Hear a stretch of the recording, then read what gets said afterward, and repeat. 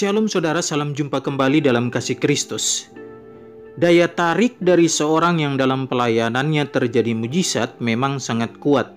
Dan hal ini dapat menimbulkan kepercayaan yang tinggi terhadap orang tersebut. Nah, karena banyak orang menaruh kepercayaan yang tinggi, maka apapun yang diajarkan pasti akan dianggap kebenaran. Bahkan mereka tidak perlu lagi menguji mujizat yang terjadi karena saking percayanya. Fenomena kesembuhan ini memang semakin marak akhir-akhir ini. Apalagi jika yang mengadakan praktek kesembuhan ini adalah seorang pendeta, maka pasti akan diklaim sebagai kesembuhan ilahi. Padahal, untuk menilai sebuah fenomena, termasuk kesembuhan, itu tidak bisa dinilai dari satu sisi saja, seperti terjadi kesembuhan. Tapi juga ada sisi lain yang harus diperhatikan, yakni ajarannya. Bagaimana orang tersebut mendasari ajarannya dengan ayat Alkitab yang ditafsir dengan benar atau tidak. Mengapa ajaran harus juga diperhatikan pada kasus ini? Karena ajaran yang benar itu pasti datang dari Tuhan. Ajaran yang salah itu pasti datang dari iblis. Yang perlu saudara ketahui bahwa iblis itu adalah bapa segala dusta. Iblislah yang menjadi bapamu dan kamu ingin melakukan keinginan-keinginan bapamu. Ia adalah pembunuh manusia sejak semula dan tidak hidup dalam kebenaran. Sebab di dalam dia tidak ada kebenaran. Apabila ia berkata dusta, ia berkata atas kehendaknya sendiri. Sebab ia adalah pendusta dan bapa segala dusta. Yohanes pasal 8 ayat yang ke-44. Karena iblis adalah bapa segala dusta, maka ini artinya bahwa iblis memang sudah mahir betul bagaimana caranya untuk mendustai manusia. Ingat saudara, iblis itu punya kuasa. Itulah sebabnya dia juga bisa menyembuhkan seorang. Menyembuhkan seseorang dari penyakit jasmani bukanlah perkara sulit bagi iblis. Dan seperti yang telah kita tahu bersama bahwa dia adalah pendusta. Makanya dia mendustaimu dengan menyembuhkan fisikmu, dan ini pasti akan menimbulkan rasa percaya. Lalu dia mulai mengajarkan ajaran salah atau sesat, dan kemungkinannya adalah kamu pasti menerimanya.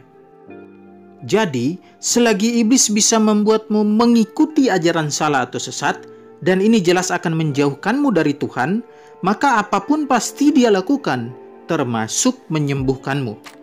Saudara-saudara, mengenai kesembuhan, iblis memang bekerja melalui beberapa cara. Yang pertama, melalui para dukun. Lewat cara ini memang kelihatan sangat kontras dengan ajaran kitab suci. Baik ritual-ritualnya, juga syaratnya pasti bertentangan dengan kitab suci. Tapi saudara, jangan berpikir bahwa tidak ada lagi orang Kristen yang pergi ke dukun. Masih ada. Entah apa alasan mereka. Mungkinkah karena mereka putus asa terhadap penyakit yang diderita atau masalah yang dihadapi, sehingga akhirnya memutuskan untuk berpaling dari Tuhan? Intinya adalah bahwa utusan-utusan iblis ini bisa juga membuat yang sakit menjadi sembuh, dan tentunya kuasanya berasal dari iblis, dengan satu tujuan, orang Kristen tunduk kepada kuasa kegelapan. Cara yang kedua, melalui orang yang dikenal sebagai hamba Tuhan. Pada poin yang kedua ini memang agak sulit membedakan apakah memang benar bahwa yang mengadakan mujizat ini adalah benar-benar utusan Tuhan atau tidak. Mengapa demikian? Karena dalam pelayanan mereka juga menggunakan Alkitab. Mereka juga berdoa, bahkan berdoa dengan menggunakan nama Yesus saat mendoakan orang sakit. Itulah sebabnya orang Kristen yang pada dasarnya tidak paham ajaran yang benar akan dengan mudah mempercayai mereka sebagai utusan Allah. Sekarang perhatikan ayat ini. Bukan setiap orang yang berseru kepadaku Tuhan, Tuhan akan masuk ke dalam kerajaan surga, melainkan dia yang melakukan kehendak Bapa-Ku yang di surga. Pada hari terakhir, banyak orang akan berseru kepadaku Tuhan, Tuhan, bukankah kami bernubuat demi namamu, dan mengusir setan demi namamu, dan mengadakan banyak mujizat demi namamu juga? Pada waktu itulah aku akan berterus terang kepada mereka dan berkata, Aku tidak pernah mengenal kamu, enyahlah daripadaku, kamu sekalian pembuat kejahatan. Matius 7 ayat 21-23. Nah saudara, memang ada banyak orang telah salah menafsirkan teks ini. Mereka menganggap bahwa orang yang ditolak Yesus dalam teks ini adalah mereka yang dulunya adalah hamba Tuhan lalu murtad karena tidak setia. Tapi saudara, hal ini terasa aneh.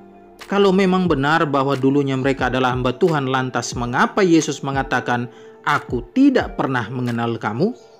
Mestinya Yesus mengatakan, "Dulu aku pernah mengenal kamu."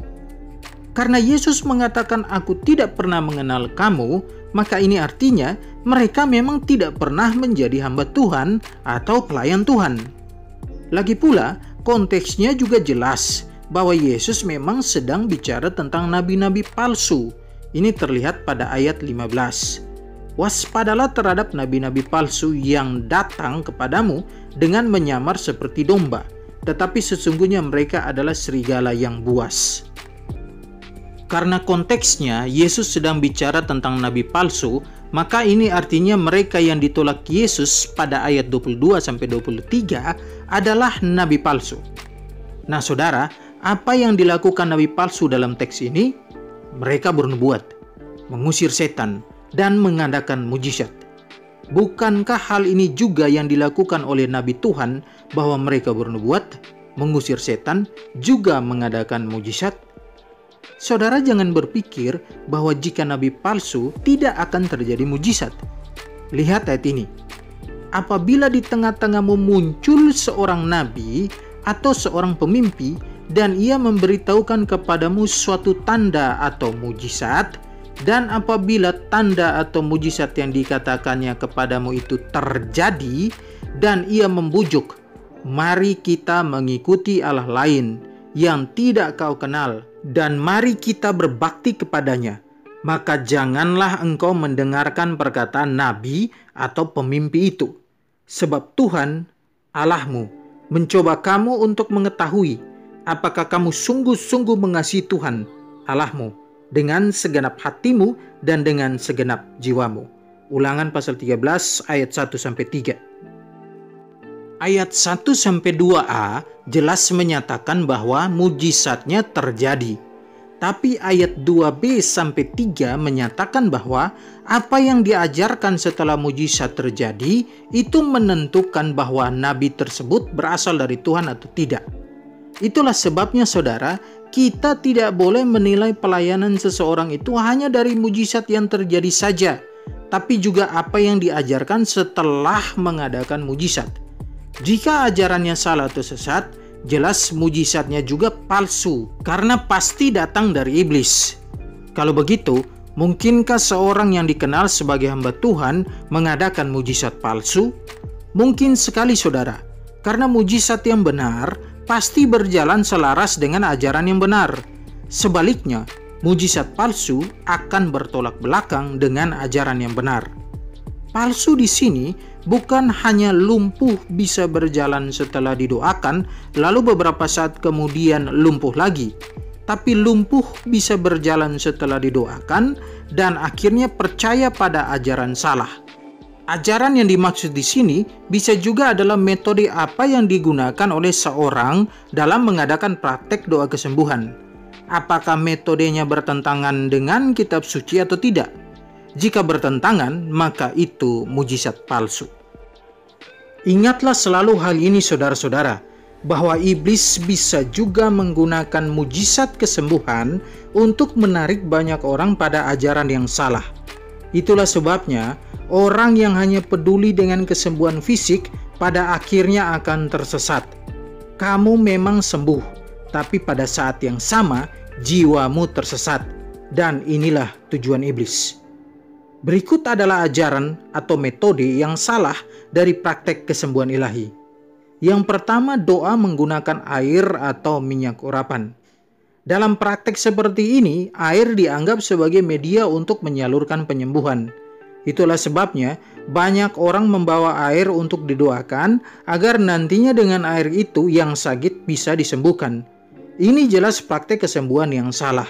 Karena kitab suci tidak pernah mengajarkan bahwa jika kamu mau sembuh, maka kamu harus mendoakan air minum lalu berikan kepada yang sakit. Memang saudara, dalam kitab suci ada kasus yang menyatakan bahwa Allah menggunakan media dalam proses kesembuhan. Setelah ia mengatakan semuanya itu, ia meludah ke tanah dan mengaduk ludahnya itu dengan tanah, lalu mengoleskannya pada mata orang buta tadi, dan berkata kepadanya, "Pergilah, basuhlah dirimu dalam kolam Siloam." Siloam artinya yang diutus. Maka pergilah orang itu.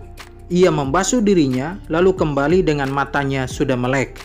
Yohanes 9 ayat 6 sampai ayat yang ke-7. Saudara-saudara, Yesus menggunakan media, yakni tanah, dalam proses kesembuhan orang buta ini. Tapi apakah Yesus selalu menggunakan media yang sama untuk kasus kesembuhan orang buta? Tidak. Sekarang bandingkan kisah seorang yang buta bernama Bartimeus. Lalu tibalah Yesus dan murid-muridnya di Yeriko. Dan ketika Yesus keluar dari Yeriko bersama-sama dengan murid-muridnya dan orang banyak yang berbondong-bondong, ada seorang pengemis yang buta bernama Bartimeus, anak Timeus, duduk di pinggir jalan. Ketika didengarnya bahwa itu adalah Yesus orang Nazaret, mulailah ia berseru, "Yesus, anak Daud, kasihanilah aku." Banyak orang menegurnya supaya ia diam, namun semakin keras ia berseru, "Anak Daud, kasihanilah aku." Lalu Yesus berhenti dan berkata, "Panggillah dia." Mereka memanggil orang buta itu dan berkata kepadanya, "Kuatkanlah hatimu, berdirilah, ia memanggil engkau." Lalu ia menanggalkan jubahnya. Ia segera berdiri dan pergi mendapatkan Yesus. Tanya Yesus kepadanya, "Apa yang kau kehendaki supaya aku perbuat bagimu?" Jawab orang buta itu, "Rabuni, supaya aku dapat melihat." Lalu kata Yesus kepadanya, "Pergilah, imanmu telah menyelamatkan engkau." Pada saat itu juga melihatlah ia. Lalu ia mengikuti Yesus dalam perjalanannya. Matius pasal 10 ayat yang ke-46 sampai ayat yang ke-52. Pertanyaannya sekarang adalah, mengapa pada kasus yang sama, penyembuhan orang buta, Yesus menggunakan cara yang berbeda? Yang satu menggunakan tanah, ludah, dan air kolam Siloam, sedangkan yang lain tidak. Itu karena Allah tidak bisa dibatasi oleh satu cara atau satu media saja. Pada yang satu dia menggunakan ludah, tanah, dan air. Tapi kepada yang lain cukup dengan beriman saja. Yang kedua, ajaran salah tentang perkataan iman. Nah, ini memang sering diajarkan. Mungkin saudara pernah mendengar kalimat seperti ini. Kalau kamu yakin sembuh, katakanlah dalam doamu, maka kamu pasti sembuh. Benarkah pernyataan ini? Pernyataan ini jelas salah. Mengapa? Karena sembuh atau tidak, itu bukan terletak pada keyakinan kita, melainkan kehendak Allah. Memang dalam beberapa kasus, Yesus melihat iman seseorang. Tapi saudara, bagaimana kamu bisa percaya bahwa Yesus mampu melakukan mujizat jika iman atau keyakinan itu sendiri tidak dikaruniakan oleh Allah? Kamu bisa percaya karena memang Allah sendiri telah mengaruniakannya kepadamu. Inilah beberapa contoh ajaran yang salah dalam praktek kesembuhan. Nah saudara, mujizat itu dapat dengan mudah dipalsukan oleh iblis. Tapi iblis tidak akan bicara kebenaran secara konsisten. Dan karenanya, praktek kesembuhan menjadi wadah di mana iblis menebarkan ajaran palsu. Saudara jangan salah memahami maksud saya. Saya tidak sedang menyimpulkan bahwa semua praktek kesembuhan itu pasti datang dari iblis karena ajarannya salah atau sesat. Karena memang Alkitab juga bicara tentang praktek kesembuhan. Tapi saudara, baik nabi-nabi maupun para rasul yang mengadakan mujizat, ajaran mereka jelas berpusat pada kebenaran. Jadi untuk menentukan pelayanan seorang dalam praktek kesembuhan datang dari Tuhan atau tidak, itu tidak boleh dinilai dari mujizat yang terjadi saja, tapi juga metode yang digunakan dalam praktek kesembuhan itu dan ajaran yang diajarkan menyangkut kesembuhan tersebut, juga ajaran-ajaran lainnya yang diajarkan setelah mujizat itu terjadi. Karena Roh Kudus tidak mungkin membuat mujizat melalui pelayanan seseorang dan pada saat yang sama mengajarkan ajaran yang salah atau sesat. Semoga mencerahkan saudara semua. God bless you all.